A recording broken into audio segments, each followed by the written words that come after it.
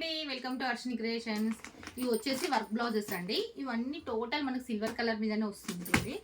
దీంట్లో డిజైన్స్ అనేవి చేంజ్ అయితే ఉంటాయి. మనకు టోటల్ కలర్ అనేది సిల్వరేనండి. బ్లౌజ్ వచ్చేసి హ్యాండ్స్ కి ఫుల్ వర్క్ ఉంటుంది. ఈ విధంగా ఉంటుందండి బ్లౌజు. టోటల్ డిఫరెంట్ డిజైన్స్ అండి. ఒకదానికి ఒక డిజైన్స్ అసలు కంపారిజన్ ఉండదు.